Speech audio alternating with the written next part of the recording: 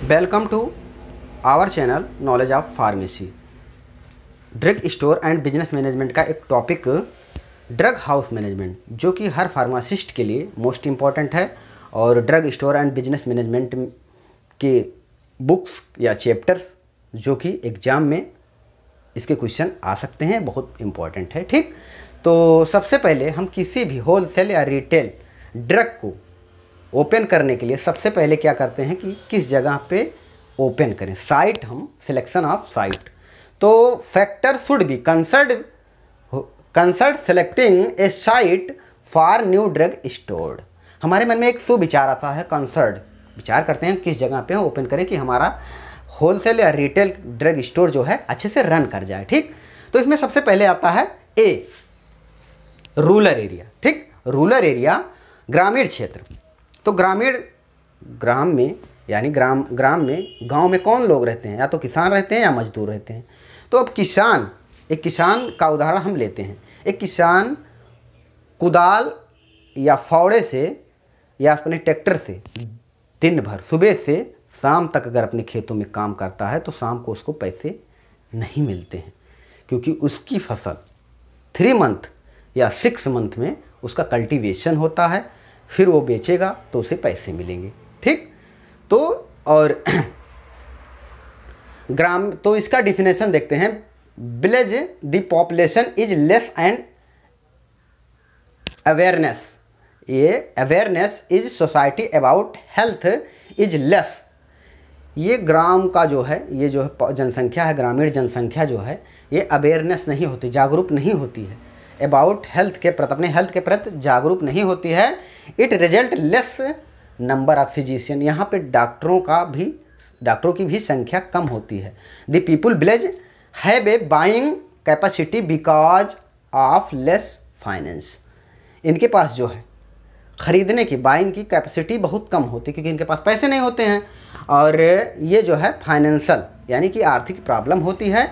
The medical stores, ठीक, medical store, तो इसलिए हमारा मेडिकल स्टोर जो है ये उतना वहाँ नहीं रन कर सकता है। ठीक, और ये जो है यहाँ पे प्रिस्क्रिप्शन लिखने वाले नहीं होते हैं, क्योंकि ओटीसी काउंटर यानी जो out of counter drug sale है वो तो ज़्यादा होती है रूरल एरिया में अर्बन की अपेक्षा, क्योंकि कोई बीमार हुआ तो वो जाके एक फ्लेक्सान ले लेगा। ठीक, वो एक जाके बोलेगा हमें भैया एक फ्लेक्सान दे दीजिए, हमें बुखार है। ठीक, विदाउट प्रिस्क्रिप्शन वो लेके चले जाएगा। तो ओटीसी यहाँ पे आउट ऑफ वो क्या कहते हैं, काउंटर सेल जो है ज़्यादा होती है, और बट प्रिस्क्रिप्शन सेल कम होती है। ठीक, अब बात करते हैं अर्बन एरिया की।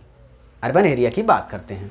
अर्बन एरिया की जो पॉपुलेशन होती है ये मोर एंड अवेयरनेस, ये ज़्यादा जागरूक होते हैं in this society of about health, अपने हेल्थ सोसाइटी के प्रति। ठीक, और ये जो है it result is large number of physician, यहाँ पे डॉक्टरों की संख्या भी ज़्यादा होती है।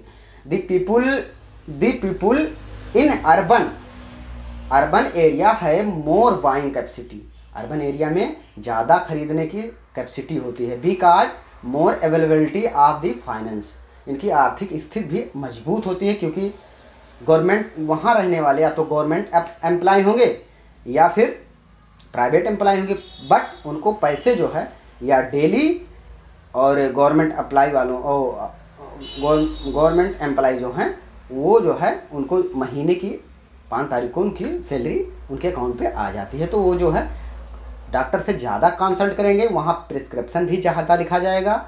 और ओटीसी क्या होती है, ओटीसी सेल जो होती है वो लो होती है, बट प्रिस्क्रिप्शन सेल जो होती है वो हाई होती है। तो ये आप लिख सकते हैं। ठीक, और हेल्थ के प्रति ज़्यादा अवेयरनेस होते हैं, जागरूक ज़्यादा होते हैं। ठीक, अब बात करते हैं हम अदर फैक्टर्स की बात करते हैं। तो इसमें जो है सबसे पहले नंबर ऑफ फिजिशियन। तो the area 3 to 4 physician are consulting, it is the best side of opening in drug store and business will be good. जहाँ पे 3 या 4 डॉक्टर हों वहाँ पे जो है ड्रग स्टोर को ओपन करने में ओपन करने के लिए ज़्यादा बेल है, ठीक, वहाँ आपका बिजनेस अच्छे से चलेगा, ठीक। और नंबर ऑफ हॉस्पिटल की बात करते हैं तो 1 to hospital near the area of the drug store make the business of good manner.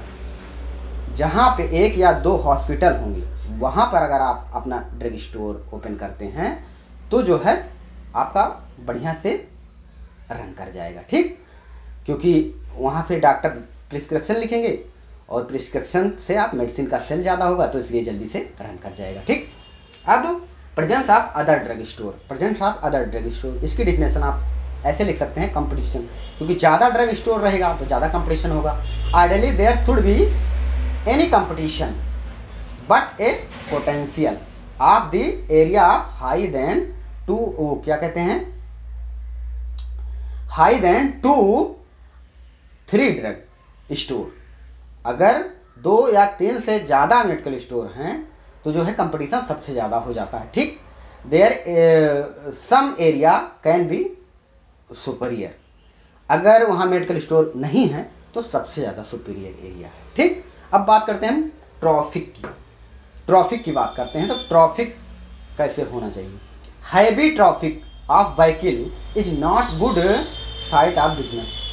जहाँ पे ज़्यादा हैवी, जैसे हैवी ट्रैफिक है, ये बड़ी गाड़ियाँ जहाँ पे चल रही हैं, जैसे 6 वे है, 4 वे है, ठीक, 6 लेन 4 लेन है, वहाँ पे नहीं ठीक है, क्योंकि वहाँ पे बड़ी बड़ी गाड़ियाँ चलती हैं और बहुत तेज़ी से निकल जाती हैं, ठीक। Drug store is a single और 1 वे होना चाहिए, ठीक। 1 वे रोड शुड बी अवॉइडेड, ठीक। सिंगल और 1 वे रोड जो है शुड बी रोड अवॉइडेड करना चाहिए, ठीक। सिंगल अगर 1 वे रोड है तो उसको भी अवॉइड करना चाहिए। More than traffic in presence more the business, ठीक। जहाँ पे ज़्यादा ट्रैफिक होगी, जहाँ पे ज़्यादा पर्सन होगी, वहाँ पे जो है बिजनेस जो है अच्छे से रन करेगा, तो ट्रैफिक का ये भी मैटर रहता है, ठीक। अब बात करते हैं हम रेसिडेंटल एरिया की। रेसिडेंटल एरिया तो residential the palace of the residential area आवासीय एरिया होता है, ठीक। The palace is centre of the residential area ideal size. ये सेंटर जो है आइडियल साइज होता है और एक अच्छा साइड होता है जहाँ पर निवासीय लोग रहते हों, ठीक। और इन द केस ऑफ आर्यक सेल, यहाँ पे आर्यक सेल यानी prescription sale and OTC sale both a maximum, यहाँ पे दोनों सेल ज़्यादा होती है, क्योंकि यहाँ पे लोग आवासीय स्तर पे रह रहे हैं तो दोनों ही सेल बढ़ जाएगी, ठीक। अब बात करते हैं हम गैदरिंग पैलेस। गैदरिंग पैलेस मतलब सभा यानी कि निकास। गैदरिंग मीन्स जहाँ पे ज़्यादा निकास हो ऐसा स्थान, ठीक। तो दी पैलेस लाइक स्कूल कॉलेज की भी स्कूल में ज़्यादा लोग रहते हैं, पढ़ते हैं, ठीक। और cinema halls, there theatres, market palace, ठीक। Large government official good site, जहाँ पे लार्ज गवर्नमेंट के लोग रहते हो वो गुड साइड होता है, ठीक। अब बिजनेस लोकेलिटी, व्यापारिक इलाका कैसा होता है, ठीक। इसमें व्यापारिक इलाका देखते हैं तो the drug store commercial are required heavy investment. व्यापारिक इलाका जैसे आप जिस तरह के जहाँ के लोग होंगे, ठीक, व्यापारिक इलाका जैसे होगा, अगर अच्छा होगा तो ज़्यादा इन्वेस्ट लगेगा, क्योंकि ज़्यादा अच्छे लोग होंगे तो ज़्यादा महंगी महंगी चीज़ें खरीदेंगे, तो आपको उस तरीके से वहाँ पर अपना एरिया क्रिएट करना होगा। हैवी ज़्यादा इन्वेस्टमेंट करने की ज़रूरत है, खर्चा करने की। अब बात करते हैं developing area. Developing area are good sites, जो एरिया डेवलप कर रहा हो वो बहुत जल्दी से डेवलप करेगा और लोग भी वहाँ आएंगे, तो ये गुड साइड होता है मेडिकल स्टोर को ओपन करने के लिए। लाइफ स्टाइल, ठीक, लाइफ स्टाइल ऑफ कस्टमर की लाइफ स्टाइल कैसी है। Essential to maintain stock of drug, ये जरूरी है कि मेंटेन करते रहें हम अपने स्टॉक को ड्रग के, ठीक। Availability of variety make for attractive design to the store, तो जैसे उनकी लाइफ स्टाइल है उसी तरह से हम अपना स्टॉक मेंटेन करते रहें कि क्या क्या उनकी ज़रूरत है, और उसी वैरायटी की जो जो ज़रूरत है उसी तरह से हम मेक करते रहें और डिजाइन करते रहें अपने स्टोर को। ठीक, अब तो ये हो गया। ठीक, ये भी 4 नंबर में आ सकता है और ये भी 4 नंबर में आ सकता है। अब equation of the promise, question में मतलब अब हमारा तो ये हो गया। अब हमें खोलने के लिए हमें धन की आवश्यकता होती है और जगह की, तो अब इसके बारे में हम बात करते हैं। ठीक, जगह और धन के बारे में। तो सबसे पहले इसकी डिफिनेशन देखते हैं कि कैसी जगह होनी चाहिए।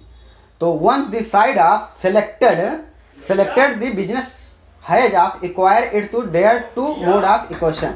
ठीक, तो धन संपत्ति की जरूरत होती है। ठीक, तो सबसे पहले one side of the selected in the businessman had acquire it's, जो है हम जब संपत्ति या परिसर की आवश्यकता होती है कि किस जगह कहाँ पे हमें जगह मिले, कौन अपना रूम दे। ठीक, तो there two mode of the equation, इसमें सेलेक्टेड बिजनेसमैन को अर्जित करना पड़ता है धन यानी पैसे, और इसके 2 रूप होते हैं। ठीक, इसके जो है खरीदारी के वो क्या कहते हैं 2 होते हैं प्राप्त के लिए। ठीक, एक तो आउटराइट परचेजिंग मतलब स्पष्ट खरीदारी, या तो आप स्पष्ट खरीद लें।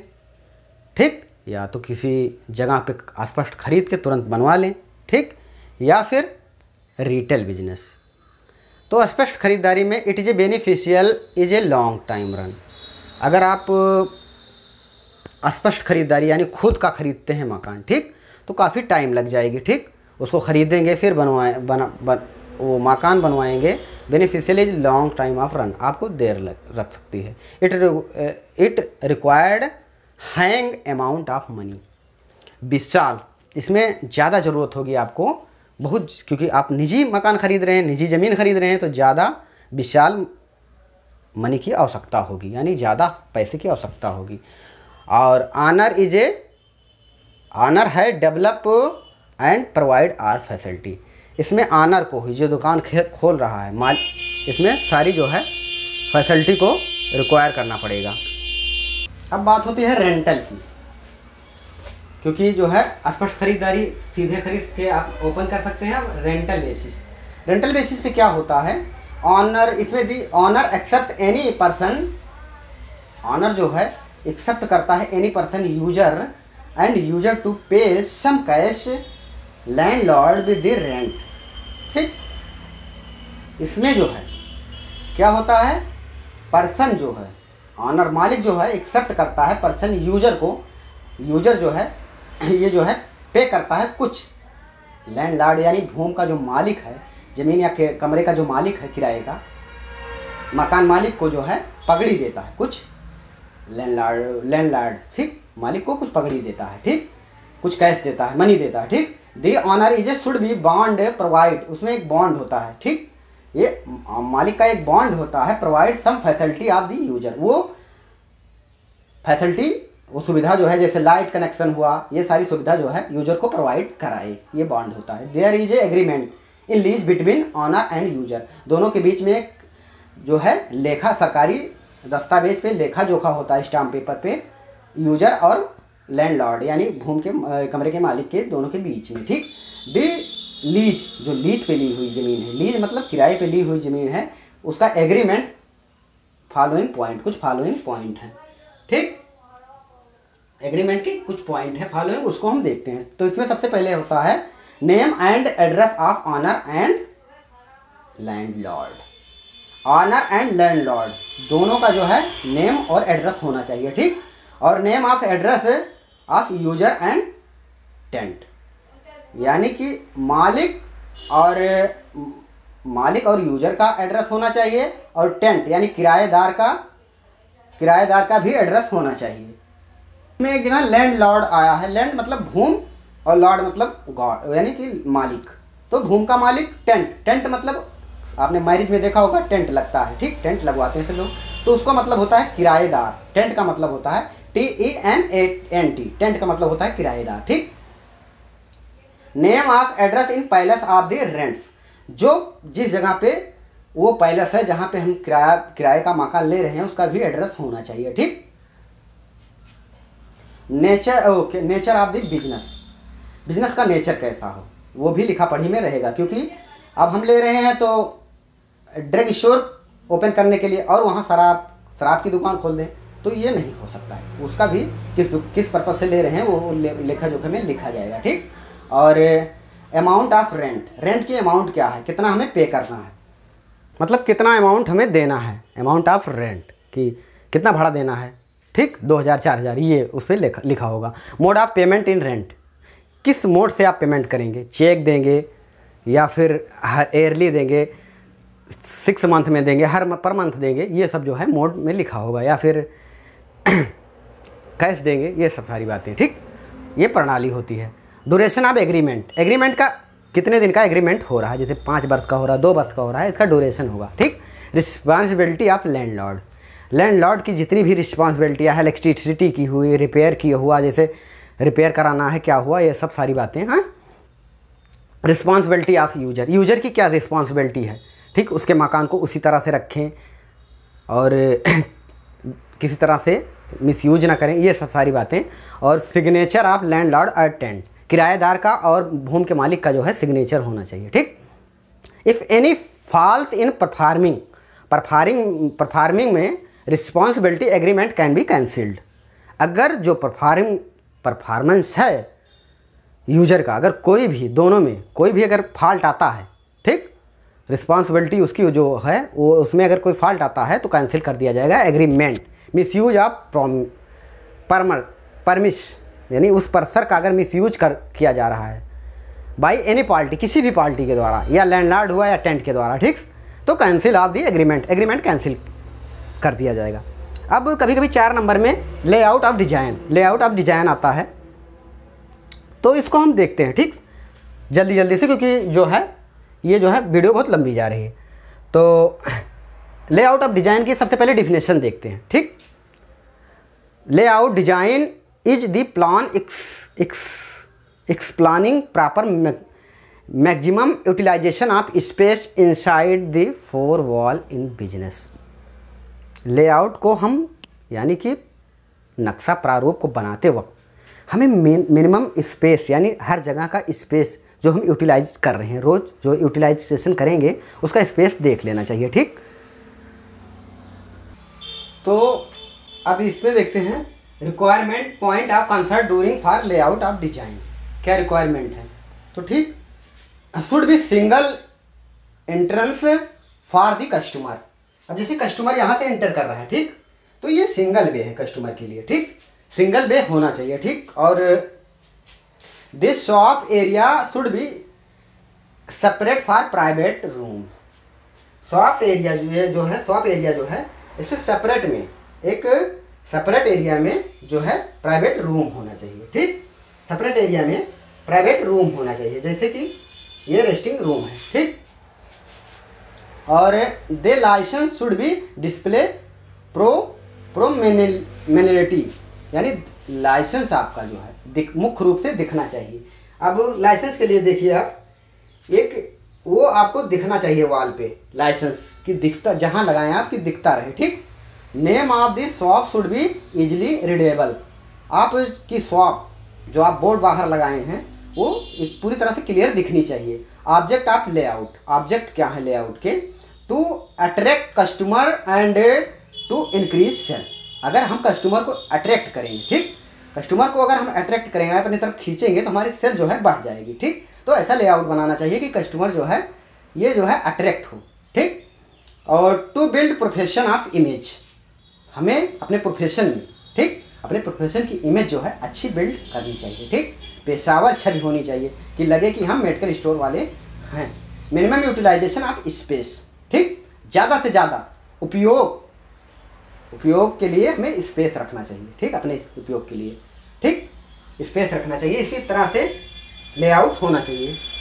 और to control of traffic of customer, जैसे ट्रैफिक, कस्टमर की ट्रैफिक भीड़ ना लगे उसको हमें कंट्रोल में रखना चाहिए, उसी तरह से लेआउट तैयार करना चाहिए। To provide sufficient space of salesman additional stock waste material और एंड दी रेस्ट, सबके लिए जैसे बेस्ट मटेरियल के लिए है,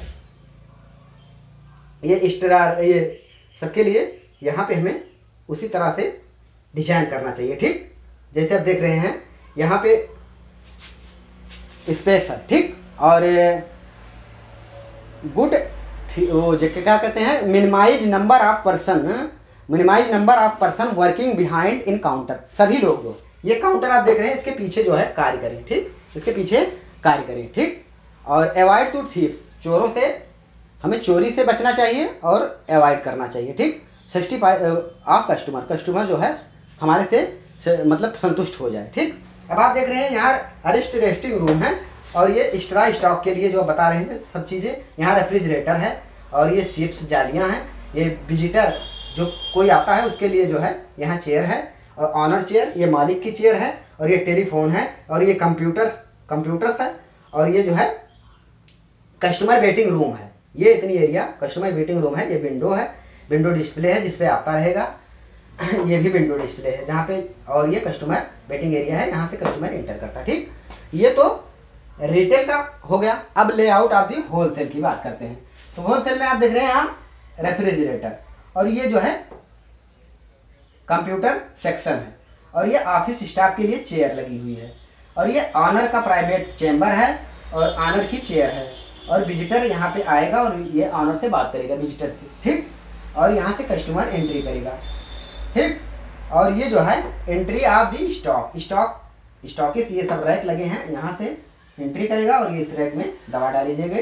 rack of display in newly launch product in advertisement material, जो एडवर्टाइज करनी है वहाँ पे डिस्प्ले पे दिखे। ठीक, कस्टमर वेटिंग रूम है और ये काउंटर है। ठीक, इसी तरह से अब बात करते हैं हम कि एप्लीकेशन फॉर्म, यानी कि हमें अब तो ये हमारा लेआउट भी तैयार हो गया।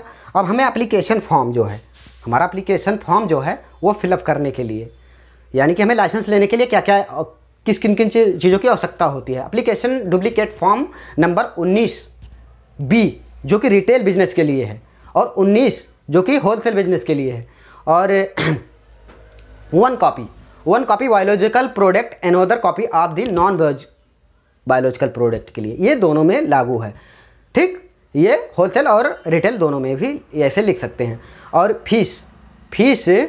फीस RS 200 रुपये in deposit of government treasury office with along form number 32A, ये रिटेल के लिए 200 रुपये है और होलसेल के लिए 400 रुपये यानी 400, ये लिख सकते हैं और बाकी सब सेम है लिख सकते हैं। ठीक, क्योंकि attested copy of registration certificate by state pharmacy का ये लगेगा, attested copy of diploma in pharmacy institute of approval PCI first and second year marksheet. ठीक, ये भी लगेगी। ये भी affidavit of qualified person in the employ of the firm. ठीक, assist copy of matriculation certificate proof of birth, या high school जिसमें birth certificate हो या फिर क्या कहते हैं बर्थ सर्टिफिकेट, ये जो है अटैच लगेगा। ठीक, और या एक प्लेन मैप ऑफ पर्सन, एक प्लेन मैप जिसमें वो जिस जगह का मैप बना हो जहाँ पे आप ओपन करना है वो लगेगा, उसका जो है एक कॉपी। और site of location in promise, मतलब उस पर्सन का एक लोकेशन का सर्टिफिकेट। और रिसीव ऑफ रेंट, अगर आप भाड़े पे लिए हैं तो उसकी एक रसीद पैलेस की रेंट की। ठीक, ये दोनों में आप लिख सकते हैं। अब या अगर पार्टनरशिप है तो उसका भी सर्टिफिकेट दोनों का जो है वो भी लगेगा। और या फिर नंबर ऑफ पर्सन, कितने पर्सन वर्क कर रहे हैं, वीकली हॉलीडे क्या है, अटेंडेंस रजिस्टर, ये सब मेंटेन करना पड़ता है। ठीक, इसी तरह से दोनों में आप लिख सकते हैं। अब लेआउट तैयार हो गया, अब बात आती है परचेजिंग की बात आती है। ठीक, क्योंकि लेआउट पूरी तरह से तैयार हो गया है। तो परचेजिंग में हमें क्या करना चाहिए? परचेजिंग में आप राइट क्वांटिटी होनी चाहिए, अच्छी गुणवत्ता होनी चाहिए, राइट क्वालिटी होनी चाहिए। ठीक, ये क्वालिटी और क्वांटिटी, यानी कि क्वालिटी मतलब गुणवत्ता अच्छी होनी चाहिए, क्वांटिटी मतलब संख्या ज़्यादा होनी चाहिए, कम धन में ज़्यादा मिल जाए, राइट सोर्स होने चाहिए, अच्छे स्रोत होने चाहिए, और राइट प्राइस होनी चाहिए, अच्छी कीमत होनी चाहिए, और राइट टाइम होनी चाहिए, अच्छे टाइम से मिल जाए, और राइट पहले से होनी चाहिए, अच्छी जगह अच्छे समय से, ठीक। मोड ऑफ ट्रांसपोर्ट का अच्छा साधन हो और राइट पैकेजिंग, अच्छी पैकेजिंग होगी तो बिकने में भी, लाने में, ले जाने में, सभी में आसानी होगी। इस तरह से आप लिख सकते हैं, ठीक। अब 4 नंबर में कभी कभी सप्लायर आता है, तो सप्लायर की क्या अच्छी अवेलेबिलिटी होनी चाहिए। पहले तरह तो एक्सपीरियंस होना चाहिए ऑनर का, मालिक का अच्छी तरीके से एक्सपीरियंस होना चाहिए जिसे हम सप्लाई दे रहे हैं, ठीक। उसको फुल ज्ञान हो। और ट्रेड जर्नल यानी कि व्यापारिक डायरी उसके पास हो जिसमें पूरा मेंटेन करता हो। और IPG इंडियन फार्मास्यूटिकल गाइड होनी चाहिए, ठीक। और चैम्बर ऑफ कॉमर्स, बिजनेस का जो है चैम्बर होना चाहिए अच्छा सा, ठीक। और उसकी देखना चाहिए कि अब हम बात करते हैं क्रेडिट इन्फॉर्मेशन की। क्रेडिट इन्फॉर्मेशन क्या होती है, तो ये रिटेल होलसेल के लिए जो है उधार, मतलब क्रेडिट का मतलब उधार, उसका क्रेडिट क्या होना चाहिए। तो आप होलसेल का अगर बिजनेस कर रहे हैं तो 21 to 45 डे तक आप उधार दे सकते हैं, इतने दिन के लिए, उसके बाद आप इंटरेस्ट लीजिए। और रिटेल की बात कर रहे हैं तो 15 to 13 डेज रिटेल पे दे सकते हैं, उसके बाद आप ले सकते हैं, ठीक। अब टेंडर मीन्स होता है ठेका। इसके क्या टाइप होते हैं, ओरल टेंडर होता है, तो ये सब आप लिख सकते हैं, ये भी 4 नंबर में आ सकता है।